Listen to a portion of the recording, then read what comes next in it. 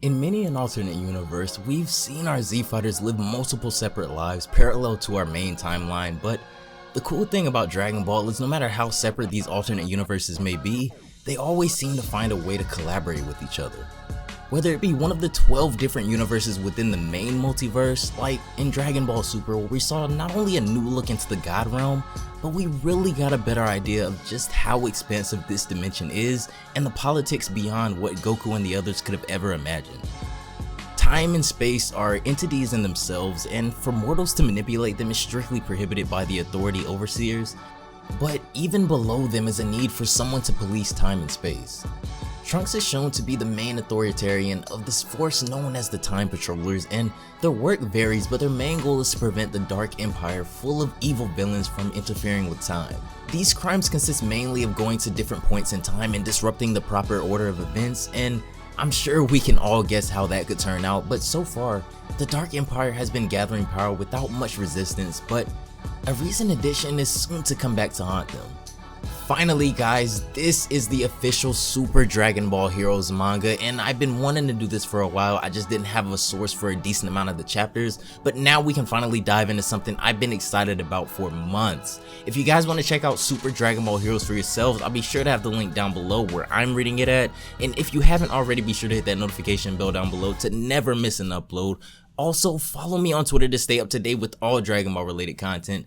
Lastly, I really hope you guys had a safe and happy Thanksgiving, and if you went Black Friday shopping yesterday, I hope everything went well. But without further ado, I got swords on my back, tell my rap back. Ninjas with me, niggas, gon' starve cause these bitches eating ramen noodles in the hood with my niggas. So I know a lot of you guys may already know of the Super Dragon Ball Heroes manga, but I'm sure there are a ton of you that have never even seen a single panel from it. In this rendition of Dragon Ball, Trunks is sort of the pseudo MC. As we know, Trunks already has prior knowledge with things such as time travel. The recent years of his life have been filled with turmoil as Trunks was thrust into an all-out war with Dr. Gero's androids, who wiped out pretty much everyone in his timeline, to returning to the past to face the androids there as well, leading up to that final decisive battle with Cell in his own timeline. All these things still haunt Trunks as we see him wake up from a nap in a cold sweat, not knowing where he is. All of a sudden, someone comes running towards him screaming, and then she lunges at him. Obviously Trunks is pretty fast, so he dodges her, but what's the meaning of this? Well, this is the Supreme Kai of Time, and she scolds him about how unprecedented his actions have been. She then pulls out a scroll revealing an abomination created from disrupting the proper flow of time. She rants about how Trunks isn't getting out of this one and needs to turn himself in, but he assures her he doesn't know anything about that place or what's going on, as he asks, where is he even as they speak right now? This is Trunks' first introduction to the Time Nest, as she explains that this is where she and her bird Toki Toki watch over the flow of time. The reason he was called here in the first place was because he was caught red-handed trying to manipulate time with an entire machine made for it, which, to be fair, is something Trunks didn't really know was illegal in the universe before, as this is his first time suffering consequences from manipulating time, and she explains to him that even if she were to do this, it could seriously screw something up. Being ignorant to the severity of his actions, Trunks doesn't put up any type of fuss, humbly apologizing for not knowing what he was doing, but the Supreme Kai of Time is in a rush to find out exactly what made this abomination of a place if it wasn't Trunks messing around with time. This is when he proposes, however, that she should take him with her, as he doesn't feel a simple apology will do, and seeing as how she can't really let him go like this, she appoints him to interfere with time and space under her supervision only, and this is how Trunks became a time patroller. When they arrive at the strange small planet, the Supreme Kai of Time says that this place has never before existed, meaning that it technically has no history, but before they can go on, they spot someone. Three beings stand in the lair as the female states that she can feel the power of the spirit energy Kiri, and they only have a little more to gather before they're completely freed. This is Toa, Mira, and the Masked Saiyan, and this is when Toa creates a tear in the dimension and tells Mira that if he enters this and travels through time fighting powerful warriors, they can gather a large amount of spirit energy in order to complete their plan, but before they can go on any further, the Supreme Kai of Time interrupts them, making their presence known now. However, a Kaioshin that rules over time is quite interesting to someone like Toa, as she gives her a dark, menacing look which spooks the Kaioshin to her core, but Mira takes this opportunity to attempt to take out the intruders, firing a Ki Blast at them.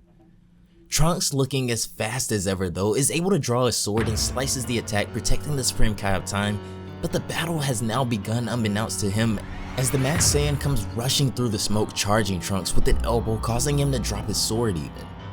The Masked Saiyan and Trunks go flying through the cave as Toa commands Mira to go help take the intruders down, but when he tries to go, he notices something wrong. Mira's entire body has been frozen, as the Supreme Kai of Time says that she's frozen all time around him, rendering their bodies motionless, showing that even though she may not look it, she actually is pretty strong. Trunks and the Masked Saiyan come flying back around, this time with Trunks looking pretty bloody and beaten, as she asks if he is okay, but Trunks tells her not to worry. He says that, but the truth is that this guy he's fighting is incredibly strong. Scary almost, but Trunks hasn't even gotten started yet, as he says it's time to get serious, and he transforms into a Super Saiyan. The two clash once again, with things looking much more even than before, even though the Masked Saiyan is still easily able to keep up with Trunks, as the two trade strikes, both blocking while at the same time both staying on the offensive, as we see sequences of punches, kicks, and Ki Blasts. One decisive punch is all it takes, however, for Trunks to turn this battle around, and this swing is enough to not only rattle his opponent, but he shatters his mask as well, causing a huge shift in the energy in the room. As the mask falls to the floor, both Toa and Mira turn their attention to the battle going on with Trunks. This whole battle up until now has consisted mainly of the Masked Saiyan and Trunks, as Mira has been rendered ineffective by the Kaioshin's powers, which eats away at his pride. Being ignored, disgraced, and made a mockery of in front of his creator Lord Toa is enough to push Mira to the brink, as a rush of absolute power shows itself and causes him to completely transform. Mira breaks free of the time control and in an instant is in front of Trunks, about to make the final strike, but a Ki Blast saves him. The Masked Saiyan who previously fought alongside Mira now finds himself on the attack, and as the mysterious control he was under wears off, Bardock reveals himself from beneath the mask. With the mind control he was under now lifted, it seems like Bardock has regained his senses, as he says that it looks like he was giving them a lot of trouble here, but before they can talk about anything at all, Mira goes back on the attack, creating two separate Ki Blasts in his hands, and then merging them to create a massive beam that he fires at Trunks and Bardock that they're just able to dodge. The fight then commences with Trunks and Bardock fighting side by side for the very first time, but with their synergy it looks like they've always been fighting together. Even in this new powered up form of his, Mira still has a lot to handle dealing with two Saiyans this powerful, as Bardock and Trunks begin to look like they're overwhelming him, and eventually the two Saiyans do come out victorious. However, this victory is very short-lived, as Toa says very matter-of-factly that they have everything they need already and can depart now. The Supreme Kai of Time attempts to freeze the culprits one more time, but Toa has had enough of being frozen, as she reveals powers of her own and her and Mira begin to disappear. And the last thing she says is that this will all make sense when the Dark Demon Realm is released. With little explanation, the look on Toa's face says more than enough regarding the terror of the Dark Demon Realm, as she and Mira disappear into time and space. With not much to go off of, they don't really find any clues from Toa and Mira anywhere near here, but the most interesting thing here to me is the interactions between Bardock and Trunks.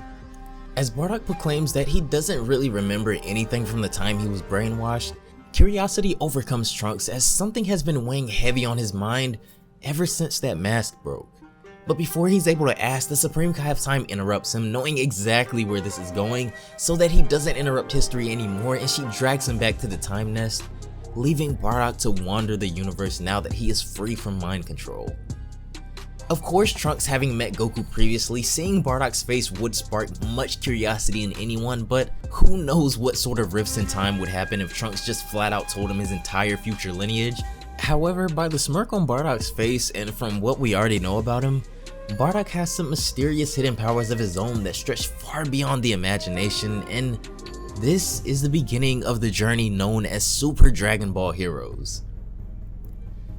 That's gonna do it for this one, guys. Thanks so much for watching. As always, like I said in the beginning of the video, some of you probably already are aware of the Heroes manga, but this is something that I've wanted to cover for a while, so I'm glad we're finally able to check this out.